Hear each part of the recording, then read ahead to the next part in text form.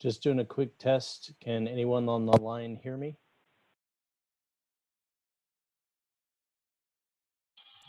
Hi, Brian. It's Mike. I can hear you. Great. Thank you very much. And also, can you see the meeting agenda in front of you? Yes, I can. Great. Thank you very much.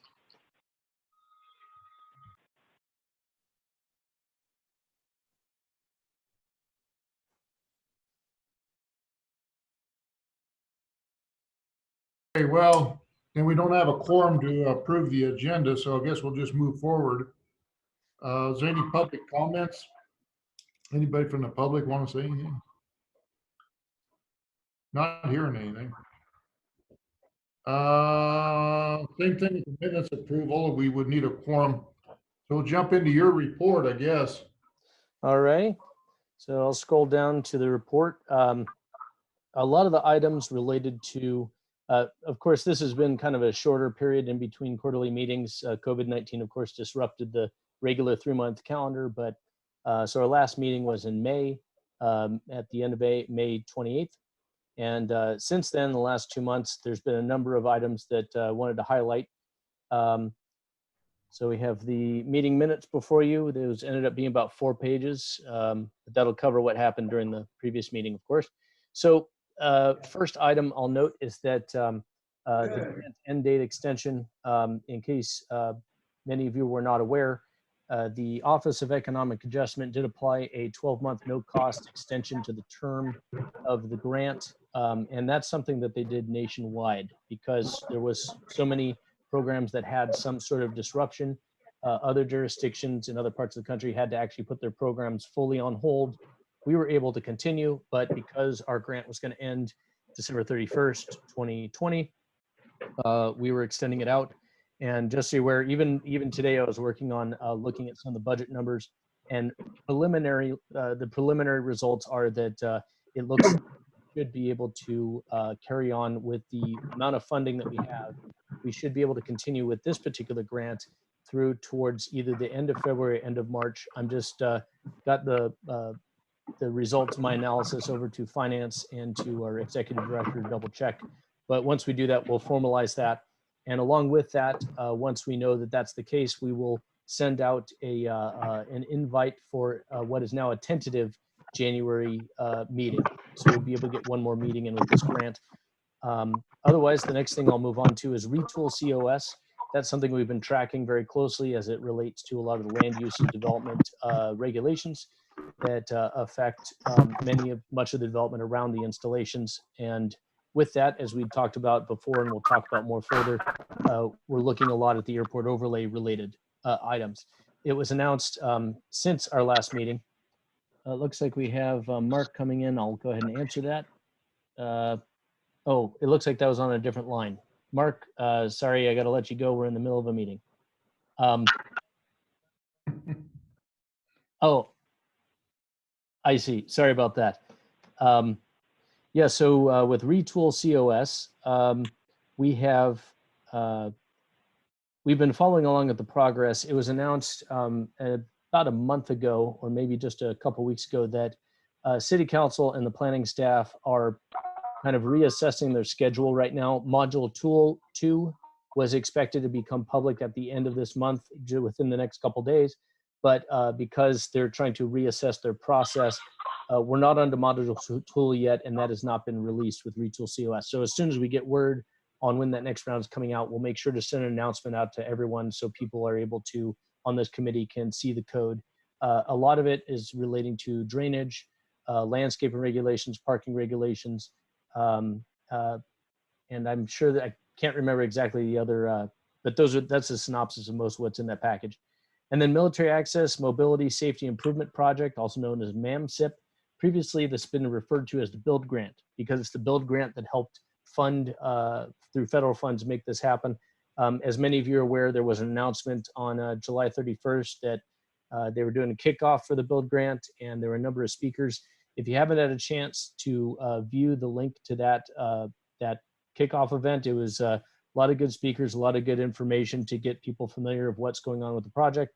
And you'll see in the minutes, I've placed the event recording that's through the El Paso County website, and also the CDOT project website if you want to know more information on the details and as things progress with that. Lastly, had an update to the board of directors in July, and I've attached a PowerPoint that kind of goes, or did I attach it or not? No, I did not attach it. I will forward that on. There was a PowerPoint presentation that I ran through that was just the first 6 months of the year, and introduced some of the concepts we'll be discussing later in the agenda.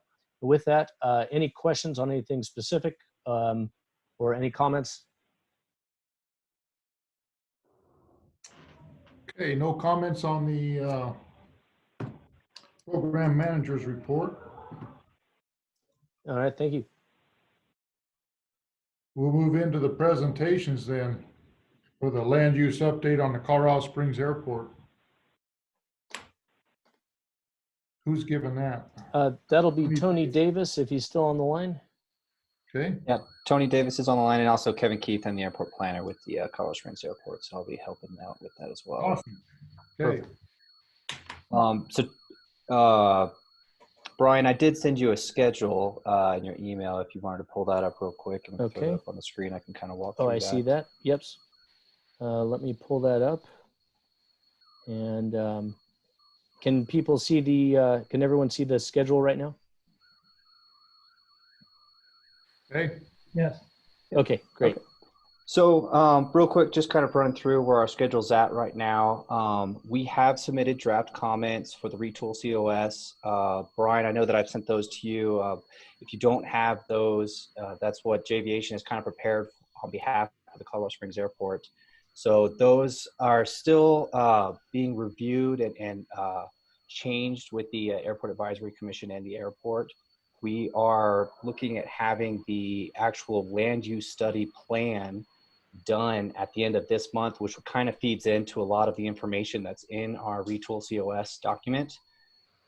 Chapters 1 through 4, they are completed, which are basically a lot of data and kind of background information that feed into the land use study. Those should be out. Hopefully we'll be disseminating those at the end of this week. And Brian, I'll make sure that you get all those. And if those want to be dispersed to everybody here, you can do that. So what we're looking at right now is at the end of this month, we'll have the actual land use plan, chapter 5, done. And with that, we'll kind of do an internal review process and then potentially be having a special AAC meeting sometime between the 10th and the 14th. I have seen some emails going around. Looks like it might be the 13th around 1 o'clock in the afternoon. But once that gets established, I'll send that out for anybody who wants to be involved in that. Craig, I know definitely I'll probably shoot an invite to you and to Mark to make sure that you guys are there as well. So with that, we are looking at, and this is obviously before there was kind of a delay with the retool COS, but we are looking at finalizing all the comments between the airport and the AAC by the 26th. That's the monthly Airport Advisory Commission meeting. And then hopefully we'll have comments back to the city September 1st is really kind of where we're sitting with the schedule. And I guess I'll kind of hand it over to Tony if there was any specific questions or anything you wanted to add, Tony. Yeah, really not a whole lot, Kevin. I think that was a really good overview. Yeah, we're just in the midst of finalizing that last chapter that Kevin mentioned, chapter 5 of the land use plan. That's really kind of the meat of the report. It's our recommendation on land use going forward. The other chapters that he mentioned are really kind of feeding or the background to that land use plan chapter. So we're really looking forward to wrapping things up here by the end of the month to get a draft complete, and then we'll, spend, like he'd said, spending a good chunk of August kind of incorporating the comments and decisions from the airport and their advisory commission. Yes.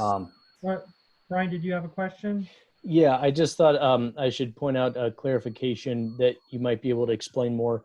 The whole distinction between land use plan and airport master plan, just to make sure everyone's familiar with how they're separated out.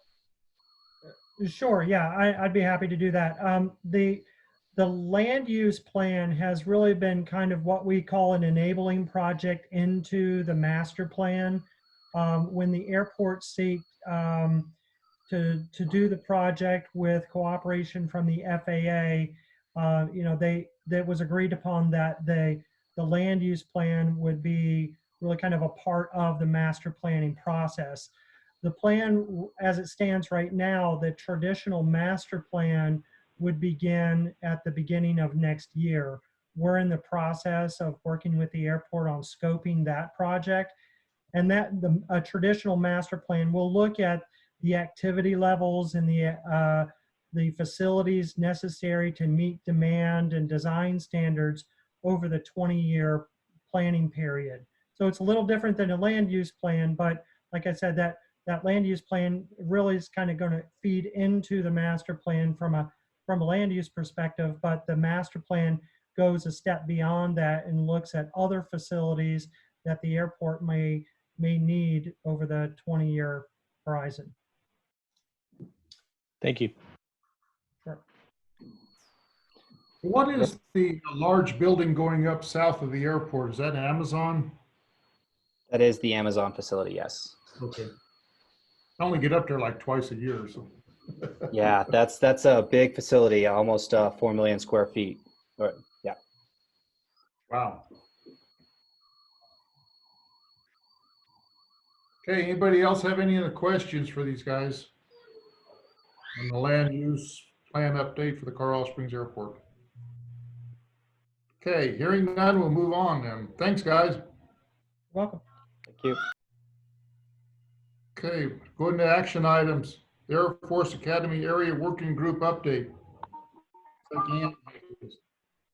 All right, that's me. Can you hear me okay?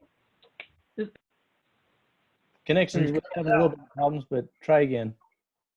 Can you hear me? Yep. Now I can. Am I clear? Okay. All right. Yes. Well, it's nice to see everyone. I've gone through and checked off names and everything, so it's nice to see everyone again since I missed the main meeting. My memo kind of gave a brief summary of the strategies in the out of Chapter 10 of our JLUS Implementation Plan that outlines where the stormwater topic will focus. And of course, with the working group for the Air Force Academy, we will focus on the biggest impacts to that installation. But beyond that, we want to start that discussion to look at a more regional approach. And so we've sort of outlined just briefly what that might look like.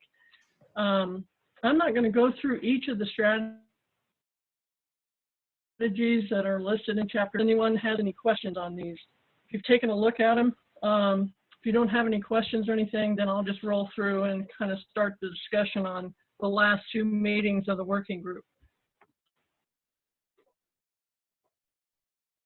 No questions on strategies?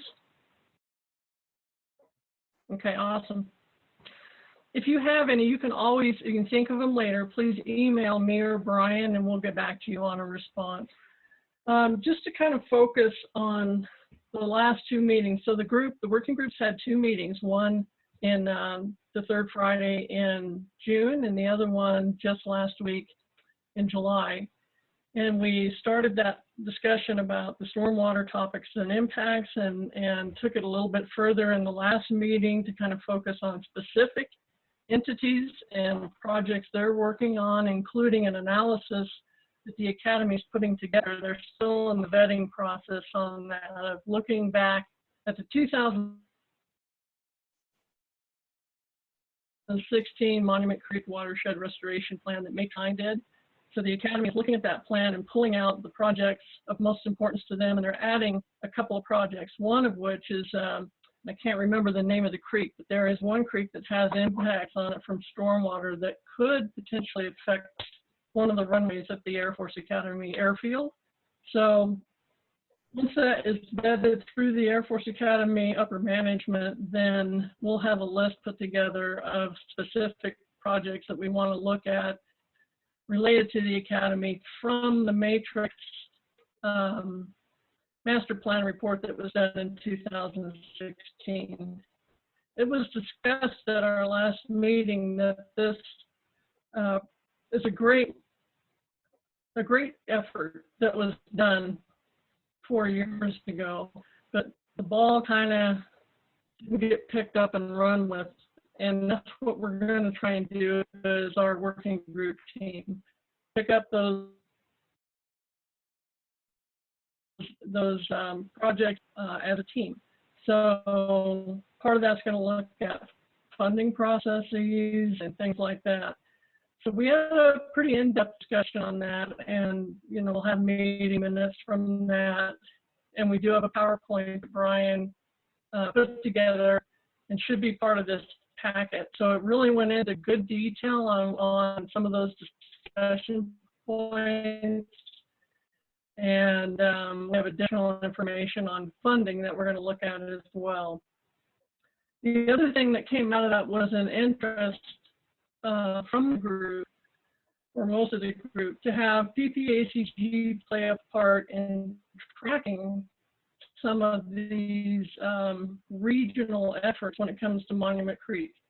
So we're going to work on a database and kind of give it a kind of a one-stop shop effort at existing And I think we're losing you, Ann. projects, not only for the Air Force Academy, but touch on kind of a regional level and kind of track those from here going forward to make better use of that overall master plan. So that was one kind of task that was given to the JLUS team. So we're going to start on that with help from the working group.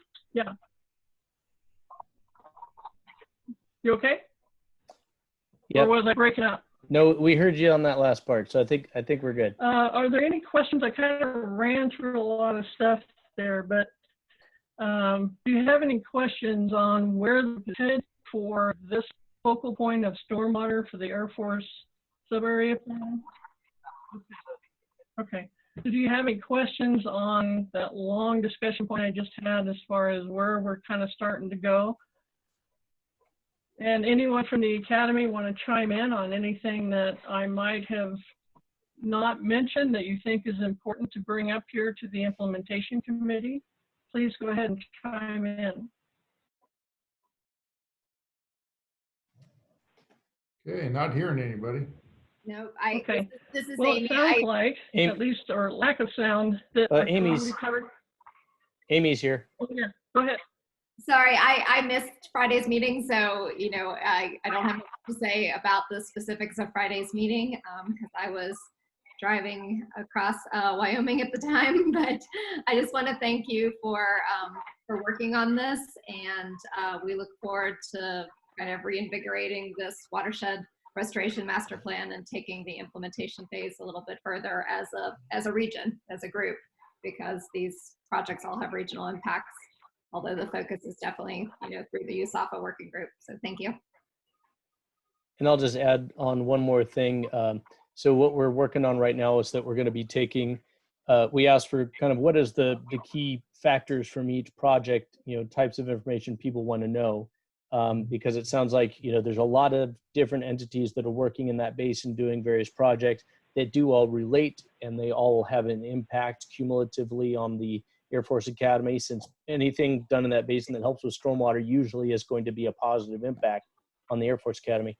So what we're going to ask for are items like what's the name of the project, what's the location, what entity or entities are working on it, what's the estimated budget or cost of that project, and what's the time frame, and then also status along with that. Is it about to happen? Is it midway? Is it completed? So that way we can start to form a list of what's happening, and over time that'll add up. So we'll start to see what is the cumulative implementation or impact. And it also will allow for instances where you might have one entity that's thinking about doing something such as Colorado Springs Utilities has some infrastructure under there. Maybe the city or the county has something else that they want to do in that same area. They might be able to partner and work on that at the same time, combine resources. So that's the hope, that by inventorying these things and listing them out, it'll help with collaboration. And so it's just going to be to start a simple spreadsheet, and then we'll see how potentially in a future phase of grant funding they'll get into later, we'll see if we can turn that into more a tool that has more functionality. But that's kind of where we're headed. So just wanted to add that on. Yeah, thank you, Brian. on the PowerPoint that Brian has attached to our meeting packet today, you'll see a list of participants for the working group, and I was unable to update it with everyone, but there are additional participants from Colorado Springs Utilities. There's a newer stormwater group that the county has put together. I think Steve Jacobson is the person leading that effort. So there are a few more additions to the stormwater group than what you'll see on that list. So if you're wanting to have a list of everyone involved, we can certainly get that to you, and we can update that PowerPoint, that part of the PowerPoint, so you have all the people participating in the stormwater efforts. So we're going to take stormwater and work on it pretty heavily the rest of this year and into the next implementation grant, if we get it, hopefully, while at the same time not forgetting about the transportation focus area for the working group that we'll start to work on late in the fall. So we will continue our working group meetings the third Friday of every month. Right now we're having them on Friday afternoons, third Friday of the month at 3 p.m. We can change that time, but Fridays seem to work the best because there's less conflicts for most people. So if anyone here on the implementation committee who's not already involved with the working group, but at least like to be kept informed, we can add you. Please let Brian know if you'd like to be added, and we just send you the meeting invitations and the meeting packet materials as we move through this. Does anyone have any questions for myself or Brian at this point? All right. Well, thank you very much. Okay, hearing none, I guess we'll move on to Brian's. All right, so just you'll see me kind of glancing through the Monument Creek Watershed slides that are here. And again, as you review, let us know if there's any questions. So getting on to the draft of information brochures. So this is one of the main tasks, task 2. The idea was that during the previous report process, we noted that there were a lot of items that were of great public interest where the public was curious. Sometimes it's just a matter of just curiosity, not concern, but looking around saying, oh, why are those helicopters heading that direction? Or is the military doing some kind of operation? Or those jets flying over, are those based at the Air Force Academy? And the answer in that case is no, there aren't any jets really based in the area. So the idea was, we thought a low-hanging fruit, and one of the actions in our report was, how can we generate a few informational brochures, as it were at the time, that we could physically locate various places. Obviously, in the era of COVID-19, we're making sure that these are items that would be best suited either as a handout, but primarily as electronic. So we have been, HPNA Architects, our consultant, has been helping us out with taking some content and turning it into a brochure or handout form.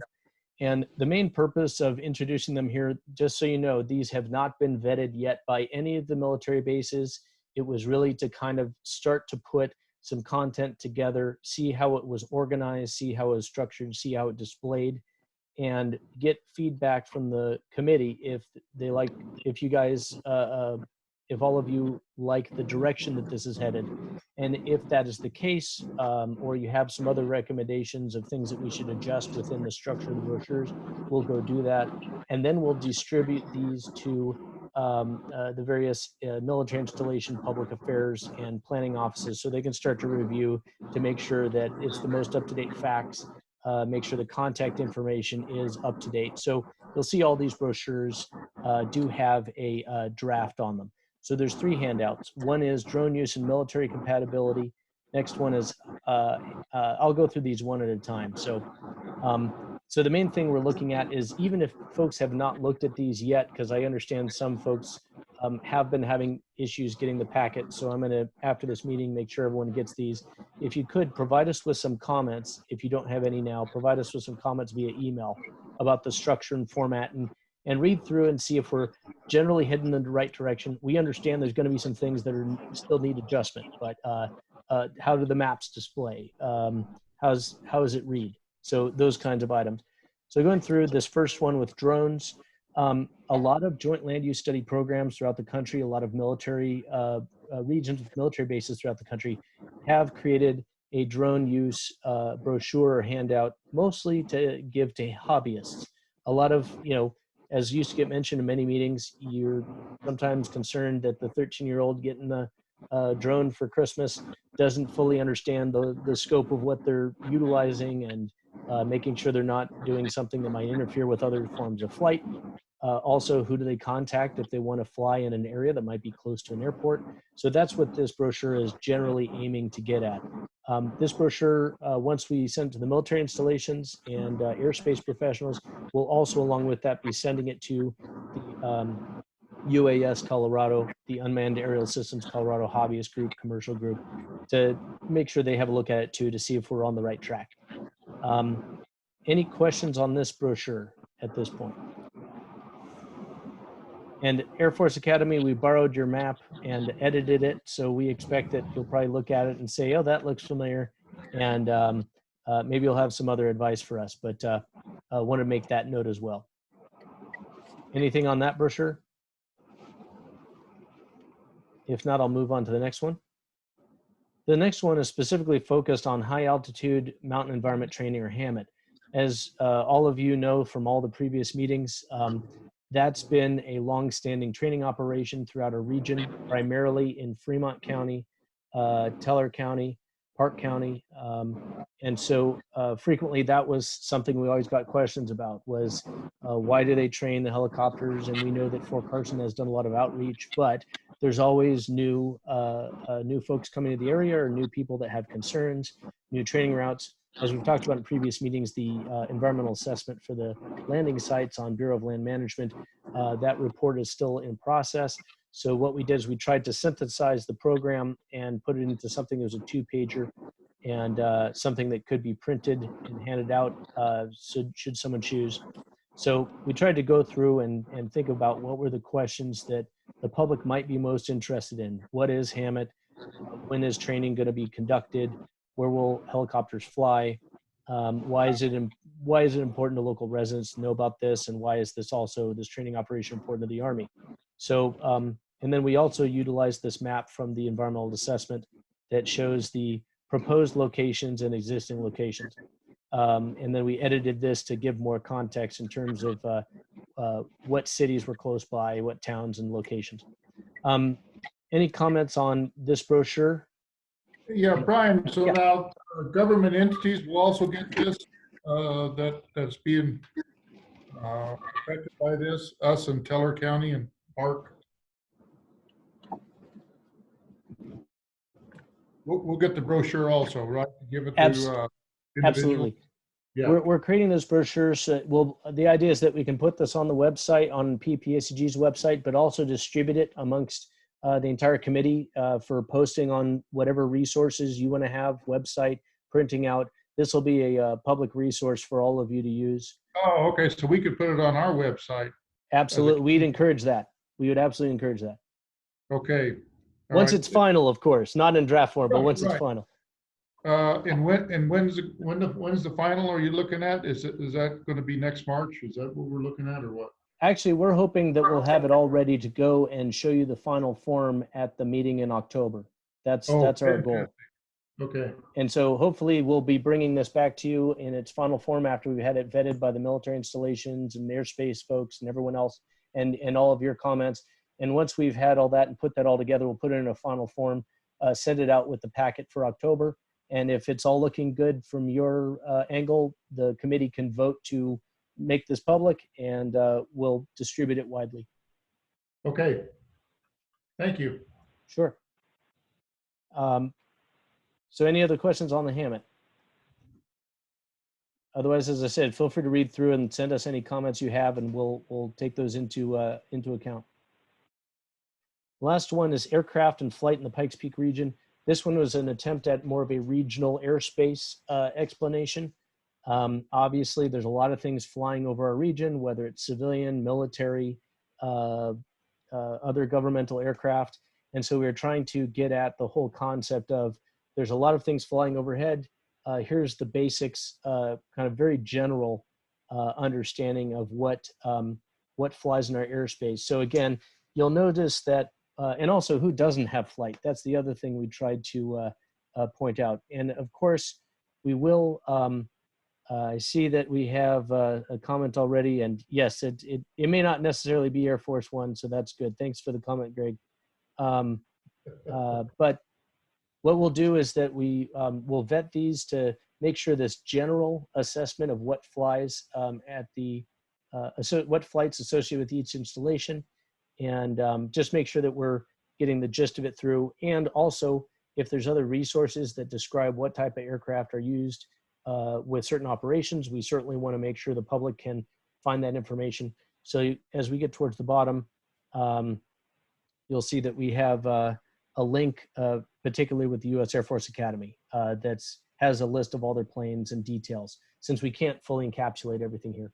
So again, we'll be circulating this to the airspace professionals, to the military installations, to get everyone's feedback, to make sure we're presenting this information as factually as possible and in an effective way. So any other comments on the airspace or on regional airspace? All right. Okay. Yeah. Okay, so move on to item C. All right. So this is the last item I have. Really blown through this meeting, but I thought it might be a quick meeting. But this item's a little bit might have some more discussion. So, as you know, with the implementation, we had a certain scope within this grant that we were focused on, that was approved by the Office of Economic Adjustment. As we're starting to prepare for a next grant, we have been encouraged by Lewis Littleton, who attended. If you can remember, way back in January, when we were all meeting in person, Lewis Littleton from the OEA was here, and he was the OEA has been very happy with the work that this committee, that this region has been doing associated with the Joint Land Use Study Project, and also independent efforts that relate to the Joint Land Use Study. So the OEA has encouraged us to take another look at what actions are sort of on the, still remaining in the land use report, and look at what other actions we can work on implementation within the second phase that would be fairly focused. The idea is that most likely we would start, this grant date would start either March 1 or April 1, depending on our other calculations about how far out this grant would go. And our attempt is going to be to get a grant application submitted to the Office of Economic Adjustment by the end of August, beginning of September, whenever they say that we can go ahead and do so. They would then review that application, and then provide a awarding of the funding in October, pursuant to if they feel our application is sufficient. So with that, we started to look at some of the actions that have come up through either the Air Force Academy discussions or other discussions here. So some of these have to do with, for example, wildfire. We are not exactly sure. We're still trying to figure out how we might aid with that. There's a lot of wildfire professional groups, a lot of fire department association, emergency management, regional emergency management folks that are working on wildfire items. We were looking at how could we help facilitate where needed, any kind of partnerships that have to do with military and civilian, particularly with some of the wildland urban interface around Cheyenne Mountain Air Force Station and around the Air Force Academy. One of the reasons why we thought about this is that in the past, Pikes Peak Area Council of Governments had created some evacuation route maps for some of the neighborhoods. And so we thought we might be able to help facilitate. But this is one of those items related to wildfire that we have a very vague idea, and we're certainly looking to this group for ideas on if there's something that'd be really useful that we might be able to do that's a military civilian connection on wildfire prevention or mitigation. Anything on that one, since that's kind of a big topic? Any suggestions, that things we should look at?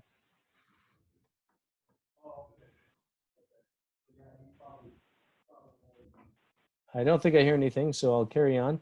Okay. Some of the other items in here relate to stormwater. As mentioned with the Air Force Academy sub-area working group, that's one from this last meeting. There was a clear direction from the working group members that there is a need for some additional coordination, just some kind of more large-scale regional entity that can be a place to inventory some of this information. Fountain Creek Watershed Flood Control, and Greenway District. We would be looking to partner with them because, of course, they have a lot of the staffing infrastructure and expertise, but they deal with so many other parts of the basin.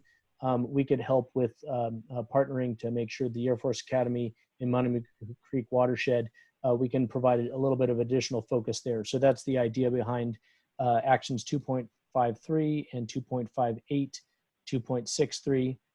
3.13 also relates back up to wildfire. And I should mention that it's well recognized within the Monument Creek Watershed Restoration Master Plan, the direct connection between wildfire, watershed, and stormwater. So in many ways, this next grant would probably try and do what we can with that connection between wildfire, stormwater, watershed preservation. So that would be probably the majority of the grant, at least in the way we're scoping it right now. Any other thoughts related to that kind of connection? Okay, then for now, what I'll do is I'll wrap up a bit with stormwater project tracking. So that's one of the particular things that came out of this. So that would be one of the tasks that we would do related to the Monument Creek Watershed Basin. And of course, helping to facilitate whatever meetings necessary to get people together to carry forward with the Monument Creek Watershed Restoration Master Plan implementation and any other things that seem to be of value to both the Air Force Academy and the other military partners in how they work with civilian entities. Another item, US 24 Peterson Interchange design.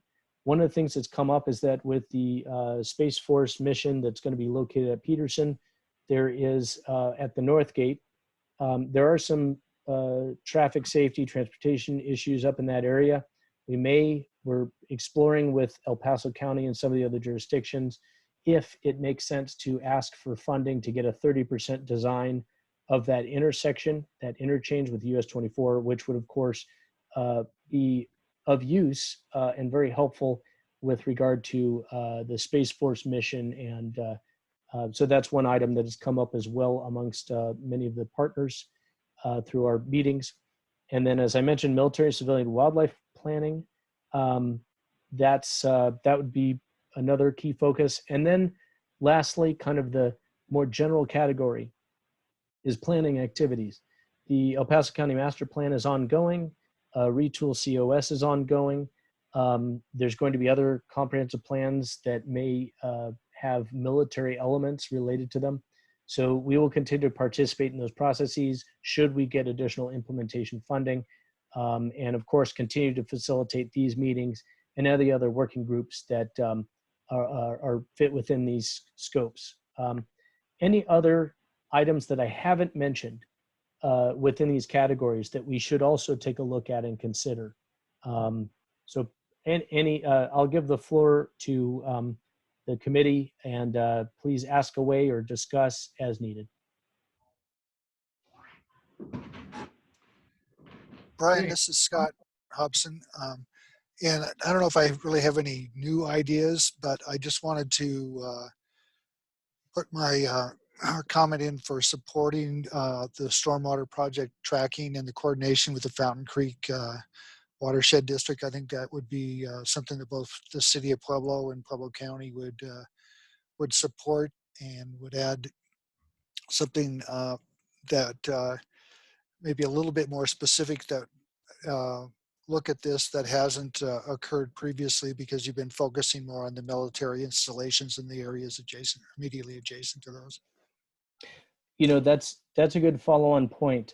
Something that I don't think I mentioned in this, or I don't know if, I can't recall if we touched on it in the item on the working group, but one of the items that was brought up during the working group meeting on Friday was the need for some larger regional stormwater coordination of some sort, whether it's a body or some consortium or, something. And while we recognize the need for that, because it's a much larger scope, one thing we are thinking is that we could certainly help with planting the seed, helping to get something going that would then be growing or existing outside of the JLUS program, because we are military related. But that means that we could certainly help with getting something going along, with what you're talking about, Scott, with helping to inventory things, helping to get people together, and helping to be a catalyst or facilitator in whatever way to try and get something with that going. So that's an excellent contribution. Thank you. Thanks.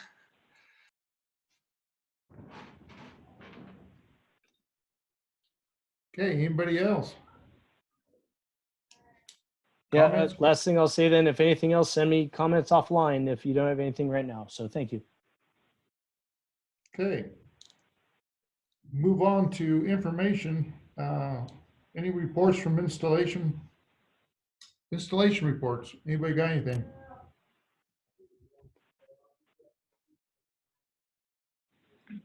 Yeah, this is Ron Jeffrey from Schriever Air Force Base. Just want to say thanks to Mr. Keith Klein for leading the efforts as we engage with the Colorado State Land Board. We continue to collaborate with the Land Board on a potential 640-acre gift of land within our installation boundaries. So again, thanks to Keith for leading that effort, and sure that we're doing the things we need to do to sustain operations. One other aspect of that too that we're looking at is also the use of the land to the south of our boundary, again, to create a buffer zone to make sure we protect our operations. And with that, that's all I've got from Schriever. Thanks. Nothing, sir, from Peterson Air Force Base. We just appreciate your continued partnership. Over. Thank you. Okay, anybody else? As far as installations. Okay, we'll move on to community reports. Anybody got anything related to land use? Tim, this is Scott.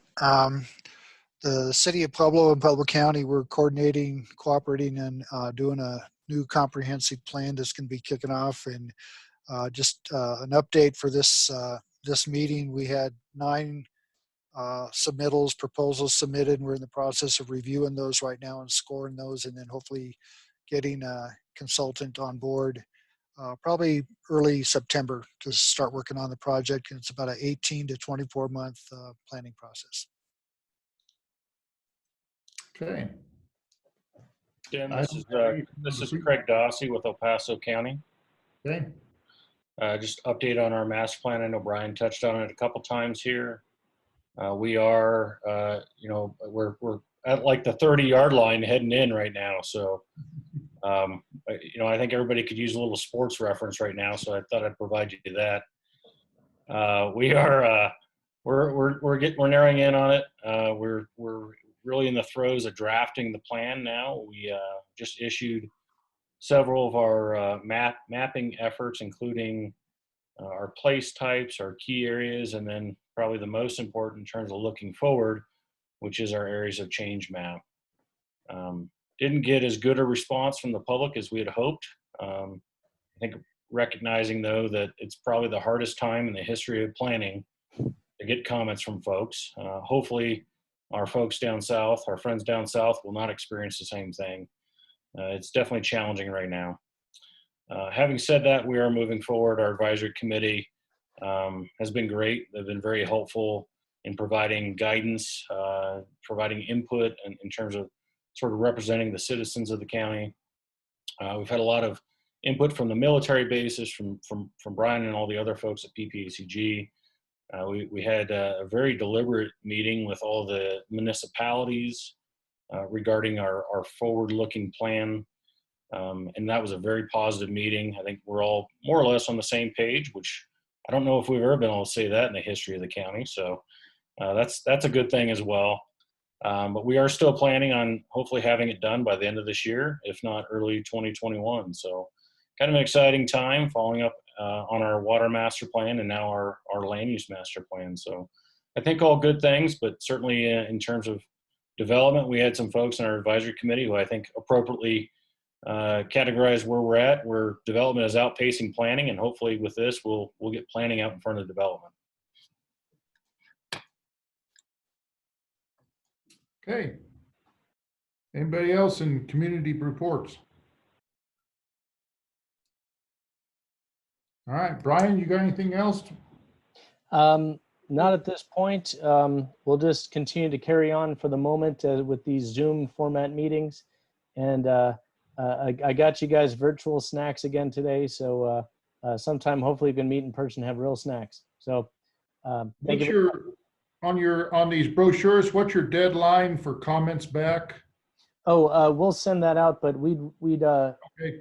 once we hear back from the military, we're hoping that we'll have those comments back from the military, hopefully within 3 weeks. We'll see if there's a need for additional time, but that's what we're hoping. Once we get the comments back from that, we can send out a revised draft to this committee for additional comments. So the military comments, we're hoping, oh, I'm sorry, the comments from this committee, I should say, if you can get those back anytime within the next 2 weeks, that would be very helpful. Okay. I'll send out an email as a reminder with just the flyers. Okay, sounds good. Thank you. All right. Anybody got anything else? Next meeting is October 22nd. We'll see if we're going to be Zoom or what we're going to be by then. Yeah. Okay, if nobody has anything else, we are adjourned at 2:48. Thanks, Brian. Thank you very much, everyone. Thanks, Commissioner. Okay. Thanks, Tim. Take care.